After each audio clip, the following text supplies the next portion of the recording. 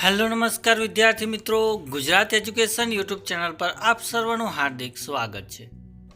મિત્રો, આજે આપણે વાત કરવાના છે ધોરણ 7 વિષય ગુજરાતીની અંદર પાઠ 2 જેનું નામ છે ગુપ્તદાન। તો તેના સ્વાધ્યાયના દરેક પ્રશ્નોનું સોલ્યુશન આપણે આ વિડીયોની અંદર જોવાના છે, તો આ વિડીયોને અંત સુધી જોવાનું ભૂલતા નહીં। તો એની અંદર પ્રશ્ન 1 છે જે વાતચીત આધારિત છે। એમાં પહેલો પ્રશ્ન કે જો ડોક્ટરે ગામ છોડી દીધું હોત તો ઉત્તર જોઈએ કે જો ડોક્ટરે ગામ છોડી દીધું હોત તો ભીખા શેઠ જેવા દાનવીરનો પરિચય ન થયો હોત અને લોકોની સેવા પણ ન કરી શક્યો હોત। બીજો પ્રશ્ન કે તમારી શાળામાં લોક સહકારથી કયા કયા કામો થયા છે? તો અમારી શાળામાં લોક સહકારથી શાળાના મેદાનનો વિકાસ થયો, બગીચો બનાવાયો, જરૂરિયાતવાળા બાળકોને નોટબુક વિતરણ કરવામાં આવ્યું અને વૃક્ષારોપણ પણ કરવામાં આવ્યું। ત્યારબાદ પ્રશ્ન 3 કે તમને કોઈએ ક્યારે મદદ કરી છે? તો કે હા, મારી ઘણીવાર લોકોએ મદદ કરી છે। જેમ કે મારા મિત્રએ મને એક સવાલનો જવાબ શોધવામાં મદદ કરી હતી। મારા પાડોશમાં રહેતા રમણ કાકા મને ઘણી વખત તેમની સાયકલ પર બેસાડીને નિશાળે મૂકી જાય અને જો કોઈ વિષયમાં મને કોઈ મુશ્કેલી હોય તો મારા શિક્ષકો પણ મને મદદ કરતા હતા। ચોથો પ્રશ્ન કે તમે તમારા મિત્રો સાથે કઈ કઈ વસ્તુઓ વહેંચો છો? તો હું મારા મિત્રો સાથે મારો નાસ્તો, પેન, પેન્સિલ, રબર, નોટબુક અને રમતગમતના સાધનો વહેંચું છું। પાંચમો પ્રશ્ન કે તમારા ગામમાં સૌના સહકારથી કયા કયા કામો થયા છે? તો અમારા ગામમાં સૌ ગામજનોના અથવા તો ગામ લોકોના સહકારથી ગામમાં નાનું પુસ્તકાલય બનાવાયું છે, એક ચબૂતરો પણ બનાવવામાં આવેલો છે, ગામના પશુઓ માટે હવાડો બનાવવામાં આવ્યો છે, સ્મશાન અને સ્નાન ગૃહ વગેરેની પણ સુવિધા કરવામાં આવેલી છે। તો આ મુજબના કામો અમારા ગામની અંદર સહકારથી થયા હતા।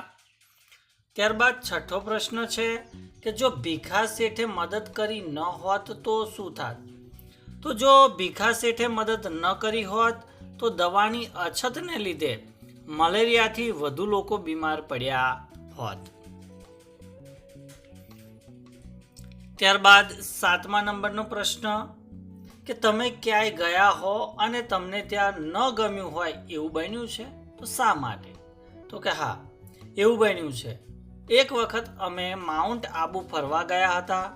અમે ત્યાં રાત્રે પહોંચ્યા હતા અને સવારે અમારે ફરવા જવાનું હતું, પરંતુ સવાર થતાં જ માવઠું શરૂ થયું અને અમે આખો દિવસ ક્યાંય જઈ શક્યા નહીં। આખો દિવસ હોટલમાં જ ગાળવો પડ્યો, ત્યારે મને ત્યાં ગમ્યું ન હતું।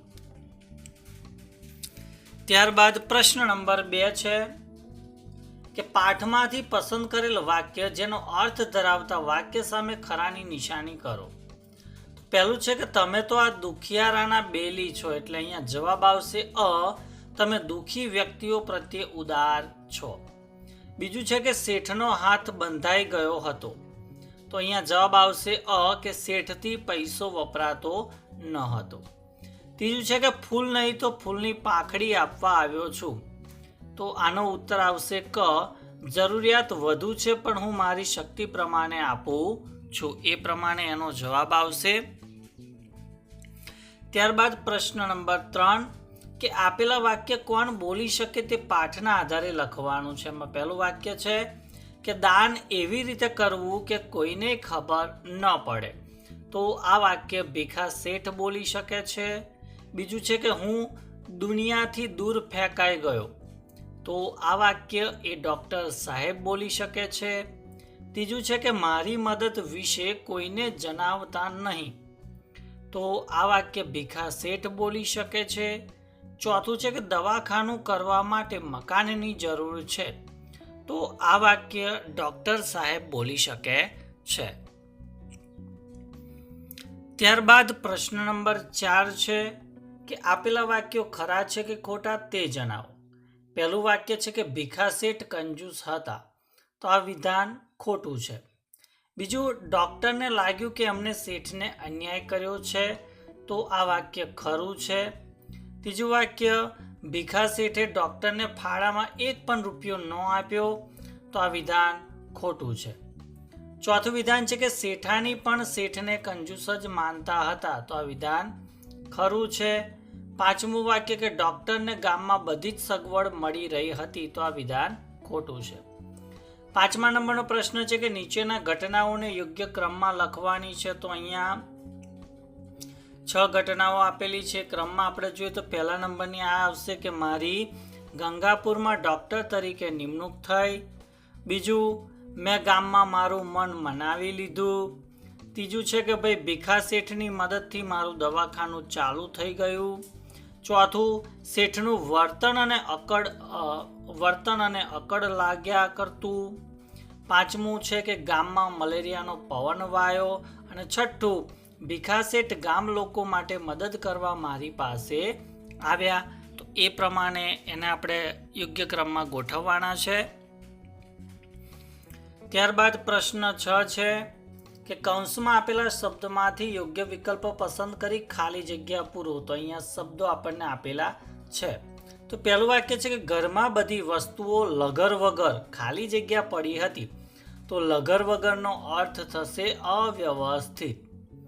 બીજું છે કે એમની વાત સાંભળી ભીખા શેઠ ખડખડાટ ખાલી જગ્યા હસી પડ્યા. તો અહીંયા ખડખડાટ એટલે જવાબ આવે જોરથી.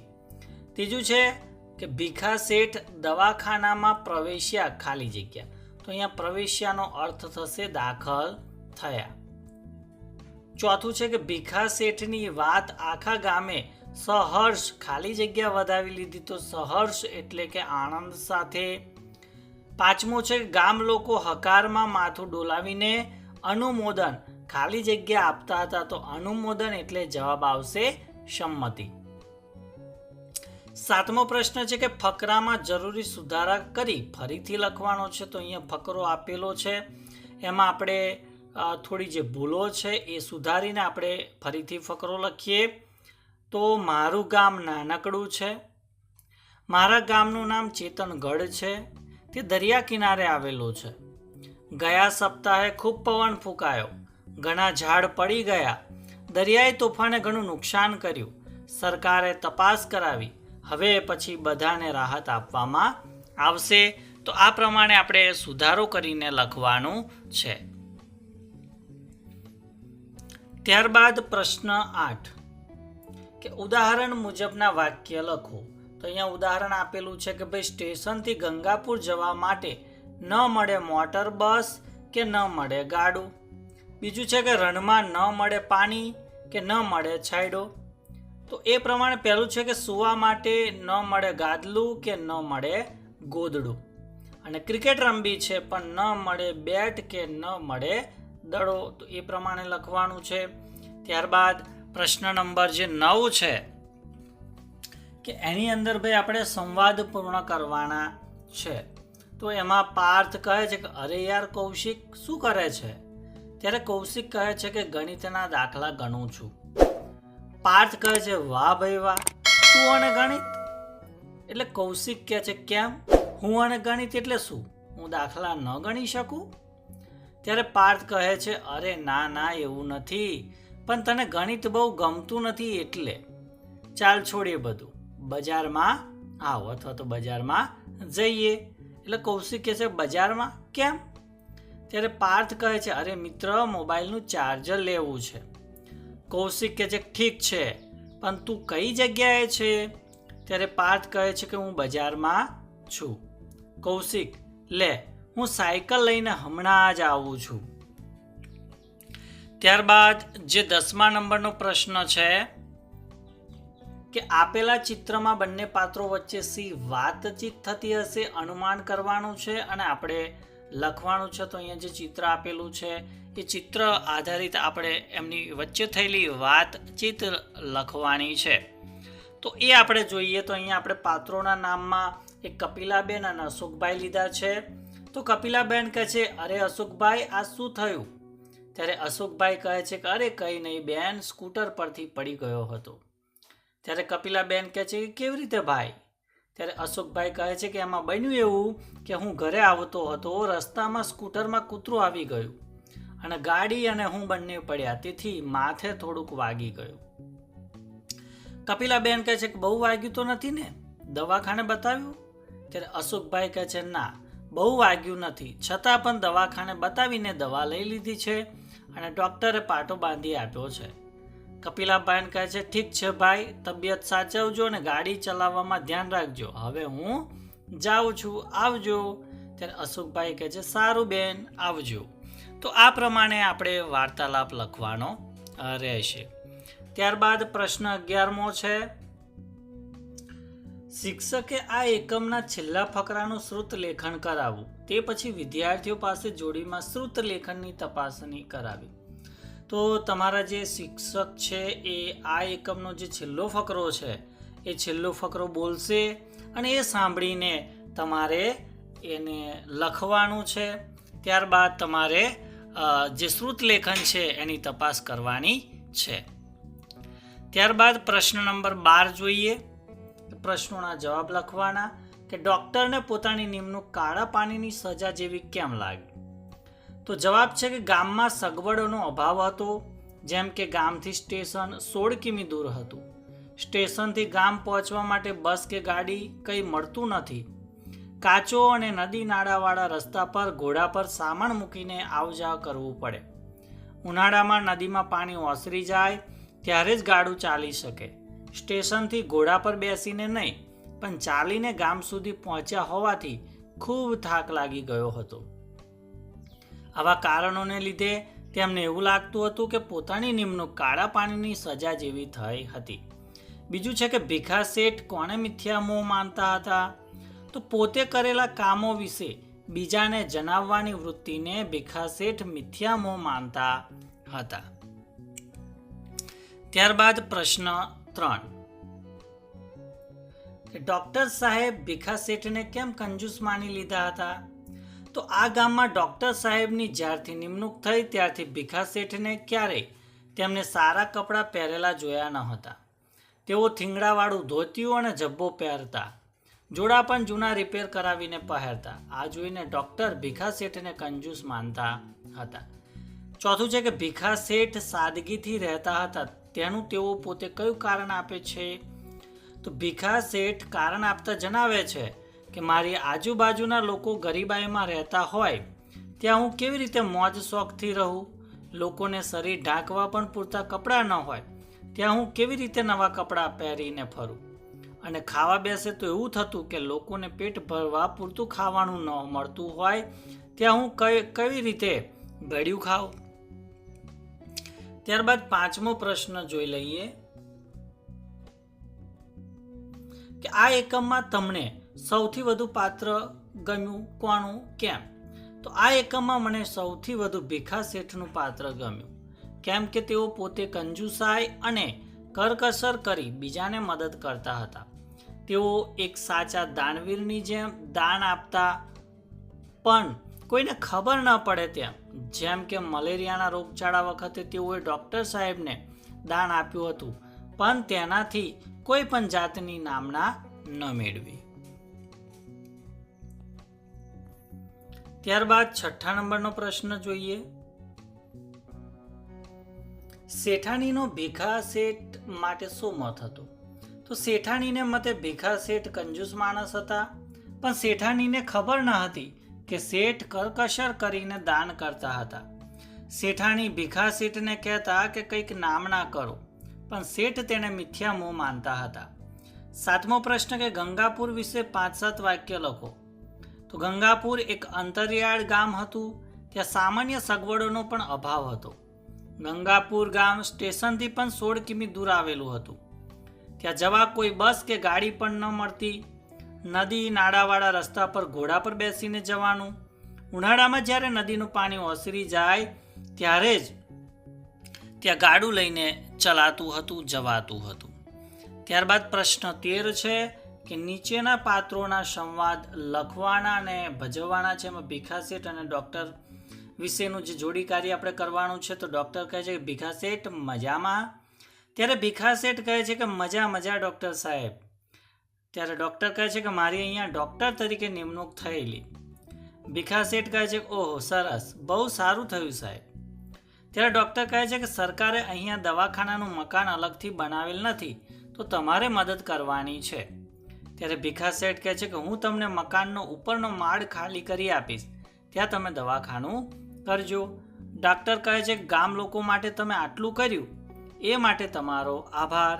ત્યારે ભીખા શેઠ કહે છે કંઈ બીજી જરૂર હોય તો પણ કેવડાવી દેજો સાહેબ. ત્યારે ડૉક્ટર કહે છે ચોક્કસ ભીખા શેઠ, તમારો આભાર. ત્યારબાદ પ્રશ્ન 14 છે કે ભાઈ પાઠને આધારે ડૉક્ટરની એકોક્તિ રજૂ કરવાની છે. તો જોઈએ જવાબ કે મારી નિમણૂક તો ગંગાપુર જેવા નાના અને અંતરિયાળ ગામમાં થયેલી. ગામ તો સ્ટેશનથી 16 કિલોમીટર દૂર હતું. સ્ટેશનથી ગામ જવા માટે મોટર, બસ કે ગાડીની સગવડ ન હતી. નદી નાળા વાળો રસ્તો હોય, ઘોડા પર સામાન મૂકી આવજાવ કરવી પડતી. દવાખાનું કરવા અલગ મકાન પણ ન હતું. તો ભીખા શેઠે મને મદદ કરી.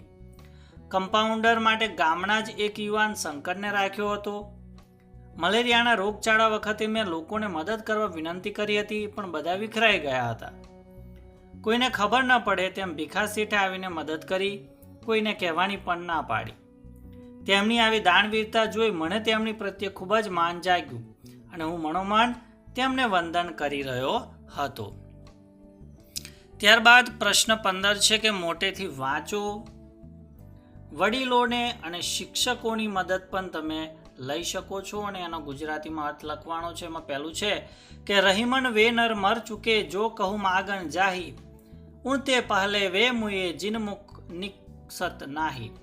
તો આ દોહામાં રહીમજી કહે છે કે કોઈ પાસે કંઈ માગવાવાળા એ મરેલા માણસ સમાન છે, અને જે માગવાવાળાને આપવાની ના કહે છે તે તો માગવાવાળા કરતાં પણ પહેલાં મૃત માણસ સમાન છે. એટલે કે કોઈએ ક્યારે માગવું જોઈએ નહીં, અને જો કોઈ જરૂરિયાતવાળો માંગવા આવે તો તેને ના પણ કહેવી જોઈએ નહીં, એવું આ દોહાની અંદર કહેવામાં આવેલું છે. ત્યારબાદ બીજું છે कि जो दान कर्तव्य समझकर बिना किसी उपकार की भावना से उचित स्थान में उचित समय पर और योग्य व्यक्ति को ही दिया जाता है उसे सात्विक दान कहा जाता है. तो जे દાનને ફરજ સમજીને કૃતજ્ઞતાની લાગણી વગર યોગ્ય સ્થળે યોગ્ય સમયે દાન કરે છે અને તે લાયક વ્યક્તિને જ આપવામાં આવે છે તેને સાત્વિક દાન કહેવામાં આવે છે, એવો આનો ભાવાર્થ છે. ત્યારબાદ પ્રશ્ન 16 છે કે આપેલા વિષય પર 2 જૂથ પાડી આપણે ચર્ચા સભા યોજવાની છે. તો એમાં પહેલું છે કે ભાઈ તમે કઈ બાબતમાં કરકસર કરશો અને કઈ બાબતમાં કંજુસાઈ કરશો, તો એ અહીંયા આપણે લખવાનું છે. તો ભાઈ કરકસર એટલે જરૂરિયાત મુજબ ખૂબ સાવચેતીથી કોઈ વસ્તુનો ઉપયોગ કરવો, અને કંજુસાઈ એટલે જરૂરિયાત હોય તો પણ કોઈ વસ્તુનો ઉપયોગ ન કરવો. તે જ્યાં જરૂર છે ત્યાં કંજુસાઈ ના કરવી જોઈએ, અને જ્યાં ચાલે એવું હોય અને બચત થતી હોય એવી જગ્યાએ કરકસર કરવી જોઈએ. લગ્નમાં ખોટા ખર્ચાની જ્યાં જરૂર નથી ત્યાં કરકસર કરવી જોઈએ, અને કોઈને મદદરૂપ થવાનું હોય ત્યાં કંજુસાઈ કરવાને બદલે મદદ કરવી જોઈએ. મમ્મી પપ્પાએ આપેલા રૂપિયા વાપરવાને બદલે હું ભેગા કરી કરકસર કરું છું. ગયા વર્ષની નોટબુકમાં વધેલા પાનાનો ઉપયોગ કરીને કંજુસાઈ પણ કરું છું. તો વિદ્યાર્થી મિત્રો, આ હતું ધોરણ 7 વિષય ગુજરાતીની અંદર પાઠ 2 જેનું નામ હતું ગુપ્તદાન, અને તેના સ્વાધ્યાયનું સંપૂર્ણ સોલ્યુશન તમને આ વિડીયોની અંદર આપવાનો પ્રયત્ન કર્યો. તો ચોક્કસથી આ વિડીયો તમને ગમ્યો હશે, ઉપયોગી થાય તો વિડીયોને લાઇક કરી દેજો, શેર કરી દેજો, અને ચેનલ ઉપર જો પ્રથમ વખત આવેલા હો તો ચેનલને જરૂરથી સબસ્ક્રાઈબ કરી દેજો. થેન્ક યુ, આભાર.